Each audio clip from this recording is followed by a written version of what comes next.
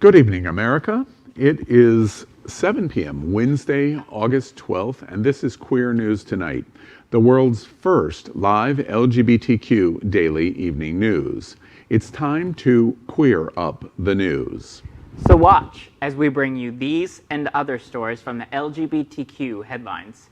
Black LGBTQ group wins award to combat voter suppression, and Argentina's largest bank pledges that 5% of new hires will be transgender.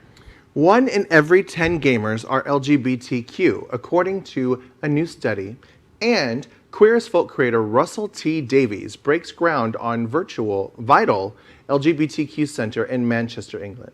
We have a great show tonight, but next Monday, August 17th at 7 p.m. on Queer News Tonight, and next Wednesday, August 19th at 8 p.m. on It's Happening Out, we're going to try to top ourselves with reporting on an exclusive interview we have just conducted with close Donald Trump ally, Roger Stone. It's bound to be exciting, and we've prepared a small tease for what you're going to see. Watch this. You have a quote associated with you about CNN's Jake Tapper that called him light in the loafers. Well, after he said Roger Stone will enjoy prison. What does that mean?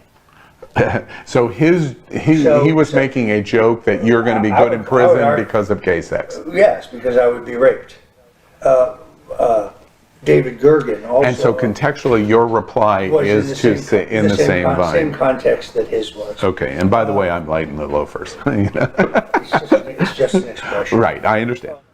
Stone explains in this exchange how his language on CNN's Don Lemon and Jake Tapper was not in context in how it was reported.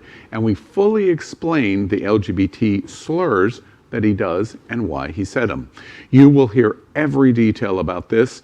Roger Stone is going to talk about 4 presidents, his participation shirtless in gay pride parades, his language on LGBT, and all of the details of last year on Mueller, Russia, WikiLeaks, and especially a private phone call he got last month from President Trump that he has never talked about before publicly. This is the first interview that intersects all of these topics Stone has done in years in the LGBTQ community. So, good evening again, America. It is 7 p.m. Wednesday, August 12th, 2020. It is time to queer up the news. We are literally out of the closet and into the headlines. So many of your stories we are going to tell this evening on Queer News Tonight. Tonight on the world's first live daily queer evening news show. Tonight's news about the gay community and the news from an LGBTQ perspective.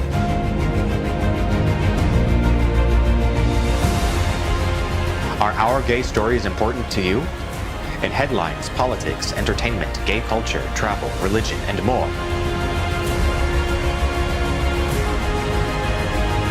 Reported by respected anchors. Out of the closet and into the headlines on Q News Tonight. Thank you for joining Queer News Tonight. We are live and unedited. This is an unedited news show, so anything can happen. This evening we bring you the news of and a perspective from the LGBT community. I'm your anchor, Al Ferguson, and this is my co-anchor, Aaron Jarr, and Misty Eyes. Woo-hoo. Let's queer up the news. Tonight we begin with queer headlines. The LGBTQ community in America is diverse. The LGBTQ community around the world is vast, and we bring you the bullet points of queer news for today, Wednesday, August 12th, 2020. We begin by queering up Vote 2020. Joe Biden picks a major LGBTQ ally, Kamala Harris, for his vice president. Watch this. The presumptive Democratic nominee Joe Biden has picked California Senator Kamala Harris as his running mate. It's a historic decision. Harris is the first woman of color to be nominated for vice president on a major party ticket. She's the daughter of Jamaican and Indian immigrants. In an email, Biden told supporters, quote, "These aren't normal times. I need someone working alongside me who is smart, tough, and ready to lead. Kamala is that person." Conventional wisdom is that a running mate does not dramatically persuade voters one way or the other, but given Biden's advanced age, he's 77, the decision to choose Harris might carry more weight than a typical VP pick. In choosing Senator Harris as his running mate, Joe Biden has picked one of the consensus choices. And while all of Biden's possibilities had strong LGBTQ records, Harris certainly stands out. As San Francisco's district attorney, she created a special hate crime unit focused on crimes against LGBTQ children and teens. She pushed for legislation on a ban of gay and transgender panic defense and to ban conversion therapy for minors. She vigorously opposed Proposition 8, the state's anti-marriage measure, and provided legal arguments against it that were cited by the Supreme Court when it was overturned. When Proposition 8 was finally struck down, Harris presided over the wedding of the couple who brought the suit against the initiative. The contrast between her and our current vice president could not be any more clear. So let me not mince words when I say this, but, you know, America, should Joe Biden and Kamala Harris win this November 3rd, 2020, they will have no stronger ally, the strongest ally we've ever seen in the White House, in Kamala Harris, and her record is proof of that. This is such a win for allies of the LGBTQ community and the LGBTQ community itself. This story is beyond amazing for our community, both Joe and Kamala. I am super happy and ecstatic. Let me provide the timeline for you. Joe Biden came to LGBT rights ahead of Barack Obama. Barack Obama evolved in his understanding of LGBT rights in America and is arguably the most important LGBT person in history. Kamala Harris is that on steroids. It's a very exciting time for our community. Yes, it is. So next, we're going to queer up the world. Argentina's largest bank pledges that 5% of new hires will be transgender. Argentina's largest bank is making unprecedented moves to address the unemployment crisis facing trans workers in the South American country. Last week, Banco de la Nación announced it will soon roll out a hiring program to increase the number of trans workers amongst its staff. The financial institution plans to institute a quota mandating that transgender people account for 5% of all new hires, which the company estimated amounts to about 17 additional trans employees every year. The bank hopes that this initiative will eventually result in transgender people making up 1% of its total workforce. It currently employs more than 17,500 workers in South America's third largest country. A 2014 survey of transgender women in Argentina found that half had been physically abused and half had also been sexually assaulted at some point in their lives. This story is my favorite story we have ever done on Queer News Tonight. I am ecstatic, and I truly hope that this is a domino effect for other countries. Other countries, obviously, I want my country to be involved, but other businesses. Unemployment plagues our community. The U.S. Supreme Court just passed, you can't fire someone for being LGBT, but that doesn't mean you have to hire them. Trans people are unemployed in this country at a staggering 90+%, and this is big news, and I really hope it catches on. You know, coming from you, that is an incredible endorsement of the importance of this story. And there's this old adage, you put your money where your mouth is. How could it possibly be any truer when the money that is being placed is from a bank? True. Amazing story. Yeah. Let this ripple across all the rest of South America and all over the world, especially here in America, where the average life expectancy rate of someone who identifies as transgender is just 35 years old. We certainly have so much more work to do in the United States. Next, we queer up gay culture. 1 in every 10 gamers are LGBTQ, according to a new study. Watch this. Video games tend to be targeted towards the typical straight white male. You've got the two stereotypes of people who, live at home in their parents' basements all the time, or college frat boys playing Call of Duty and, fighting games and so on. This is my partner, by the way. Yeah. So it's casually talking. I had actually in high school more people who thought that it was strange that I played video games than had an issue with me being gay. This year's Nielsen Games 360 survey shows that 10% of all gamers over the age of 18 identify as LGBTQ. Of the 2,000 LGBTQ people over the age of 13 surveyed, 40% identify as gay or lesbian, 50% identify as bisexual, and 10% identify as transgender or gender nonconforming. The study also found that LGBTQ gamers spent nearly 10% more on games per month than their heterosexual counterparts. Their favorite genre compared to straights was simulation games, which may say something about the lives they seek escape from, if only for a moment. This story is so interesting to me because it's hidden.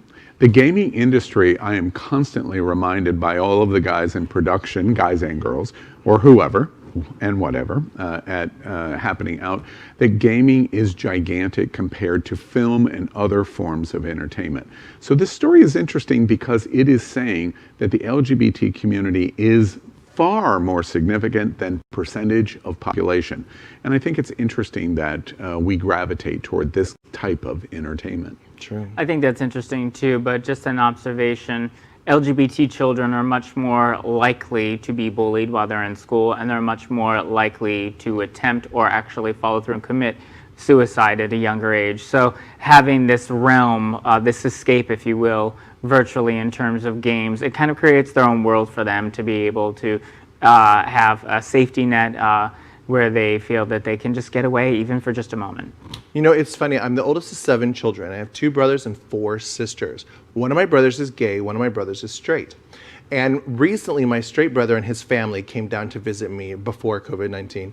And he's like, I'm so impressed with you and your life and everything. And he's like, and I assumed he had no idea I was trans before I came out as trans. And he was telling me, he's like, I always knew you were a girl. I always knew. And I'm like, how? He's like, every time we played a video game, you always pick the pretty girl to be. A lot of LGBTQ people can be their character, princess or whatever, in a virtual life as opposed to real life. Next week, Queer Up Entertainment in reporting that Marvel features its first ever same-sex wedding between gay superheroes. In a story we've briefly covered before in The Big Finish, Marvel has published its first ever comic featuring a same-sex wedding between 2 superheroes. In Empire No. 4, Young Avengers members Hulking and Wiccan, alter egos Teddy Altman and Billy Kaplan, were shown to have wed in a secret ceremony prior to a major cosmic event. Marvel has published same-sex weddings before, but Hulking and Wiccan's nuptials represent the first time that 2 gay superheroes have been tied the knot. In the upcoming issue, Wiccan describes the wedding as the ultimate drop-everything secret mission, decided in the hour prior to Hulking leaving for space. Next, we continue to Queer Up Entertainment. Queer as Folk creator Russell T. Davies breaks ground on vital LGBTQ center in Manchester. The groundbreaking TV writer said he was honored to break the ground literally on the Sydney Street building site, less than a mile from the gay village where Queer as Folk was set. The 3-story rebuild is set to replace Manchester's original LGBTQ center, and when complete in 2021, will support an additional 50,000 people a year.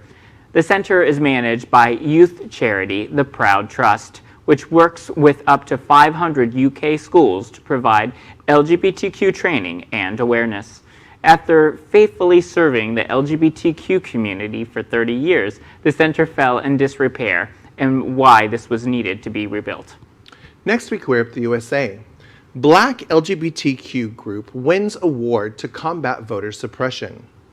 LGBT Detroit, the city's black LGBTQ service provider, has been awarded new grant funding by the American Civil Liberties Union of Michigan to help eliminate a range of enduring racial, gender, and sexual minority disparities persisting in civic participation throughout Southeast Michigan. While LGBT Detroit and its partners will heavily rely on new and emerging technologies, the initiative is also still relying on traditional methods like phone banking and the distribution of voter education print information to also reach those Michiganders who may still be a part of the digital divide and not have access to the internet. We here at Queer News Tonight salute LGBT Detroit for their efforts. Next, we queer up religion. Liberty University taps an anti-LGBTQ extremist to replace Jerry Falwell Jr. after years of scandals. At Liberty University, they have announced that its president, Jerry Falwell Jr., will be replaced this year by pastor and anti-LGBTQ activist Jerry Prevost. After several very high-profile scandals involving both his workplace conduct and his private life, Falwell announced that he'll be taking an indefinite leave of absence from leading the prominent evangelical university that his father founded in 1978. Prevost and a group of pastors created an organization to oppose Dave Rose's candidate for mayor of Anchorage. And according to interviews from the time, Rose drew their ire because when he was on the city assembly, he supported an ordinance that outlawed discrimination on the basis of sexual orientation. In 2013, Prevost's church kicked out a Boy Scout troop after the organization ended its long-standing ban on gay youth. Classy. Next, let's catch up on all the news surrounding COVID-19 with our segment called Quarantine Quickies. The first story tonight is our daily reporting of coronavirus facts, especially important to the LGBTQ community. First, we report on our coronavirus case numbers. Based on standard acceptance of 7% of population of the LGBTQ community, the world's LGBTQ COVID-19 cases now stand at 1,447,030, while America's LGBTQ COVID-19 cases stand at 372,954. We remind you that America continues to be ground zero of this pandemic. The USA is just 4.4% of the world's population, but today America is 25.7% of all of the world's cases. Next, we report on coronavirus deaths. The world's LGBTQ COVID-19 deaths stand at a staggering 52,430, while America's LGBTQ COVID-19 deaths stand at 11,787 in the USA. And we remind you that the USA is 22.4% of all of the world's deaths. Quarantine Quickies. Masc for Masc. COVID-19 face coverings are changing LGBTQ cruising. Watch this. Like showering every day? No, I'm becoming a winker. If this has something to do with your anus, I don't think I'm winking with my eyes. Why? Because the eyes are the window to the soul, Andrew. You should know that. You can tell a lot about a person from their eyes. Like, I can tell that you have a bursted blood vessel, most likely related to constant... Yeah, look. I'm a big smiler, and guys can't see how sweet and sensual I am with these masks on. Look.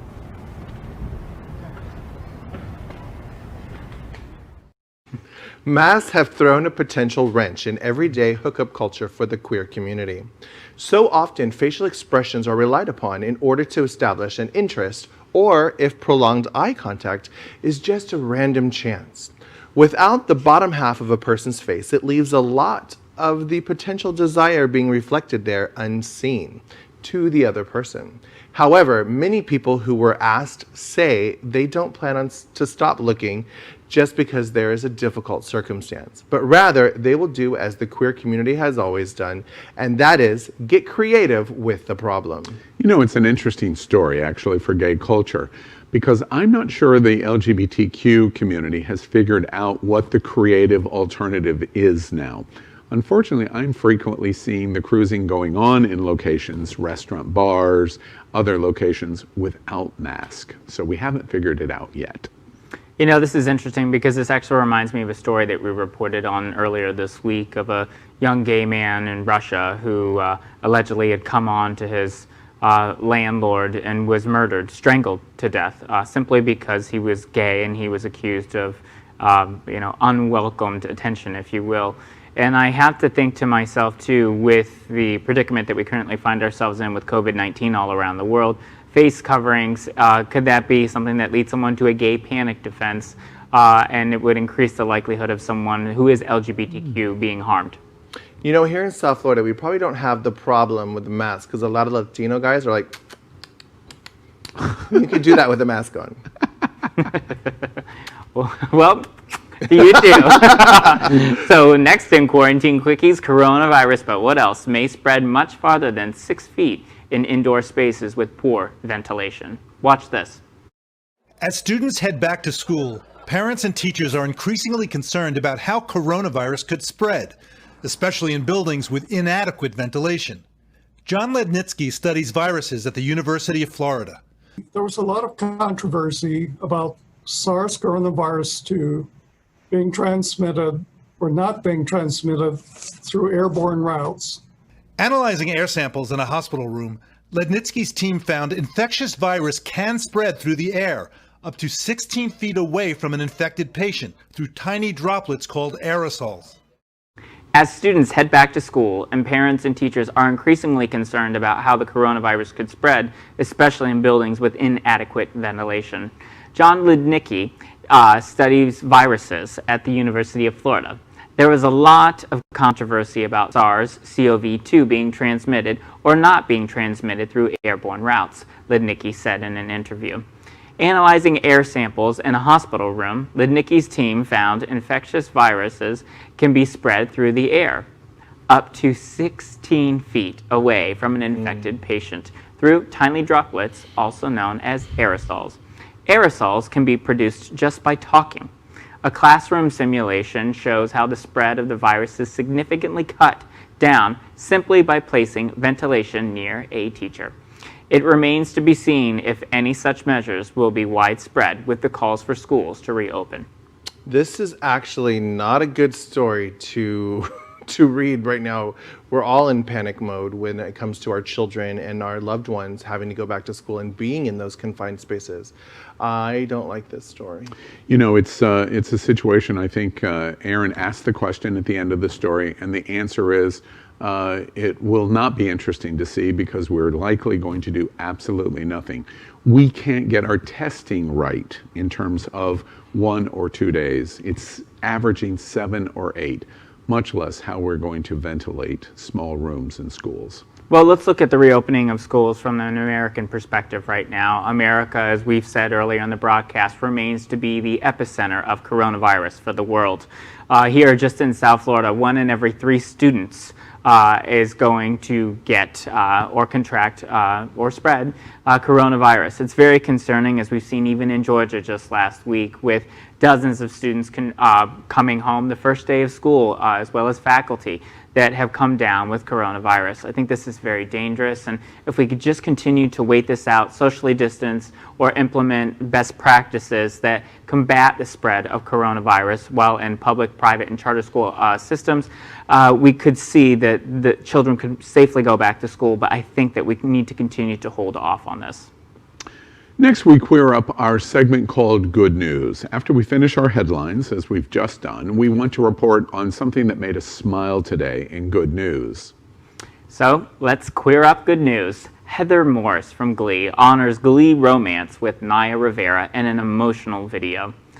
Heather Morris posted a touching tribute to her on-screen girlfriend, Naya Rivera, that hit us right in the heart and made us think of people that we ourselves are missing. We think you will enjoy this a lot.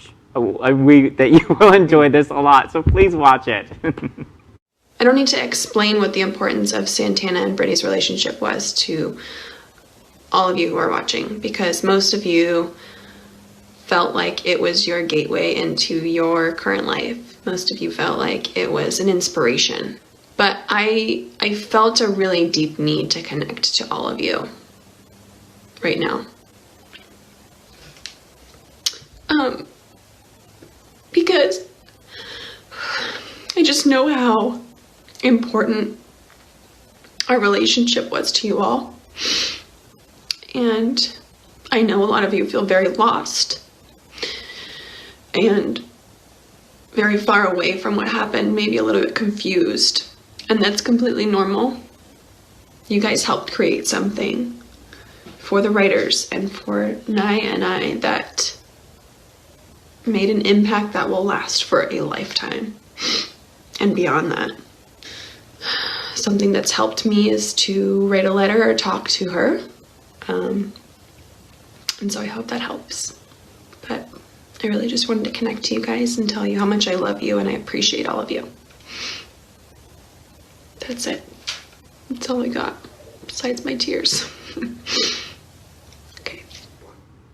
Well, tonight we are broadcasting from our studio set in the middle of the World AIDS Museum and Educational Center. The museum is in Wilton Manors in Fort Lauderdale, Florida. We joke that we're coming from the gayest place on planet Earth. We'd also like to thank our set designer, Concepto Modern Living here in Fort Lauderdale, for making this set in this living museum possible. Now we end tonight's broadcast with The Big Finish. These are short story mentions of LGBTQ news or news with a gay perspective. So here we go. First on Queer News Tonight's The Big Finish. Jared Leto to play gay icon Andy Warhol. I think this is actually a genius casting right here. I'm actually really looking forward to this film. Me too. I will be very interested to see this. Jared Leto is just as quirky and eccentric as Andy Warhol. Andy Warhol, to me, is one of the people I really wish I could have hung out with at Studio 54 at 3:12 a.m. Look it up. With a bumper. And as for Jared Leto, I've got to be honest, I'd watch him watching paint dry. Just stay away from the Joker makeup, though it's not your best look. The Big Finish. Picture this. Y'all thought I was going to say Sicily, didn't you? No. Picture this. Mike Pence versus Kamala Harris on a debate stage. Well, America, if you ever wanted to see what it was like to get to watch a grown man get his ass spanked on TV, tune in on October 7th in Salt Lake City. Oh, this will be a debate I definitely want to see. She is so pro-LGBTQ and he is pro-conversion therapy. I want her to slam him up against the wall. Pence is from the land of Dan Quayle. Remember his vice presidential debate? Hoosier. That's such a funny word to me. Hoosier. And in context, appropriate for Pence. Quayle's debate, that's not such a good thing. Also, I am pretty sure after an hour on stage with Harris, this smart, nasty, thank you, Donald, woman of color, there won't be anything left of Pence other than his cis white privilege, his blind bigotry, and crying for his mama. Start popping the popcorn now. I'm just here for the show. That part. The Big Finish. Terror crocodiles. That's something I've never said before. Terror crocodiles once lived on Earth and ate dinosaurs. I tell you guys, you know, I might be a Democrat, but this is just uncalled for. Why are we talking about Ron DeSantis in such a derogatory term? He is neither a dinosaur nor a crocodile. That's Kellyanne Conway. Come on. Isn't it an alligator anyway in Florida? The gators? I don't know. Anyways. No, we have crocodiles. Do Everglades. Shows I'm pretty not smart, y'all. By the way, pass. You can't be pretty smart at the same time. So Alligator Alley, Alligator Go Gators, Florida, and the crocodiles. Who knows? We have panthers in the state too. But by the way, I am super glad that these monster bus-size crocodiles are no longer with us. Right. Scary. Are you finished? Go ahead, Al. Good. I know you want the spotlight. All right. These fascinating monsters were as big as the city buses, Misty said. But their teeth were as big as bananas, which means that's going to be my joke, which means their teeth were almost as big as my Well, actually, Not yours. You know what? Never mind. I'll keep the big scary things to the crocodiles for now. Call me. Makes me want a banana real bad. The big finish. A man punches Sesame Place worker who asked him to wear a mask? I just don't even know what to say to this. This is absolutely insane. Just wear a mask. Dude, the kid was 17 years old. This grown man, probably there with his children, punched a 17-year-old kid who was just doing his job. What the actual... Banana, right. We can say fuck here, by the way. I didn't want to. Okay. This is what freedom looks like to some in Trump's America. Punching a 17-year-old kid for trying to keep people safe. No jokes here, seriously. Vote November 3rd, LGBTQ America. We are going to change this goddamn nightmare we can't wake up from, even if it is just for one 17-year-old kid. The big finish. Jim Parson reflects on coming out as gay through the back door? Yeah. How do you like it? I love Jim Parsons on The Big Bang Theory, and I'm just happy to know that he's part of the LGBTQ community. He's a very good representation of what you can do. No backdoor jokes, dude. None. Backdoor Bambi, that's what we are called, by the way. That was my nickname in college. Totally like it back there. By the way, coming out is really difficult. I had to come out twice, and I cannot imagine coming out as a huge, successful celebrity playing a straight guy on TV and fearing that your job would be eliminated. I can't imagine that pressure. America, we're not joking here. Those were his exact words. I feel as if someone should tell the wonderfully talented Mr. Parsons about what phrasing is all about and why maybe he should just have worded himself a tiny bit differently. In the big finish, in some niche circles online, Wednesday is referred to as Hump Day. Hump Day! Well, I'm 29 years old, and it's so funny. I always reflect back to first and second grade when I was learning how to spell the days of the week. And I never could spell Wednesday right. So even still today at 29 years old, every time I write Wednesday down on a piece of paper, I say Wednesday. That is so sad. Also known as H-U-M-P Day. This actually went back to the 1960s. So this has been around since before I was born.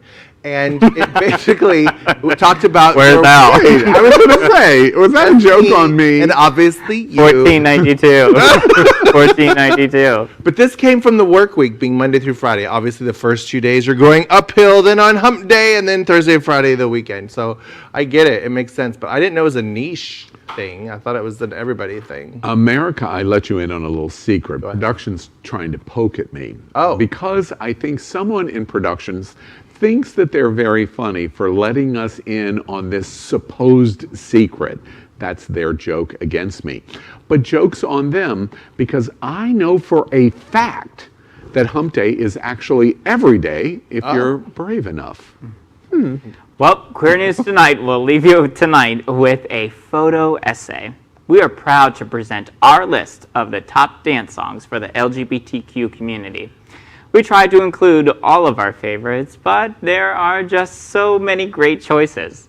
Let us know what you think in the comments of the video and enjoy. Watch this. Another Pride staple, this song is a great one to top dance songs for the LGBTQ community and the best time to play them.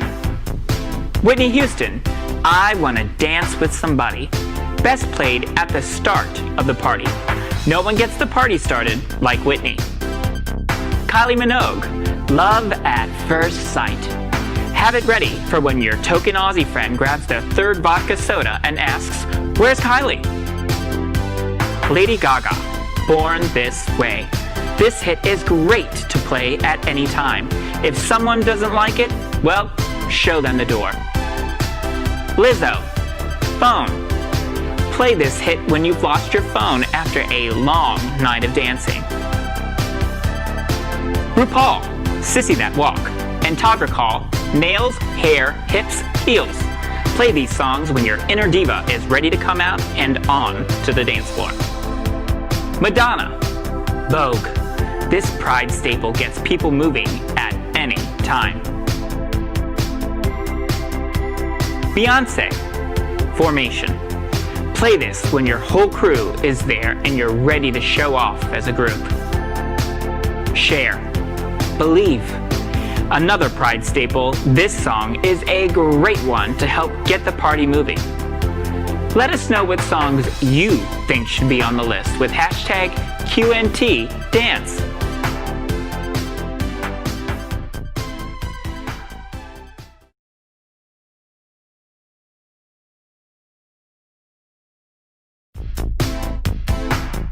Top dance songs for the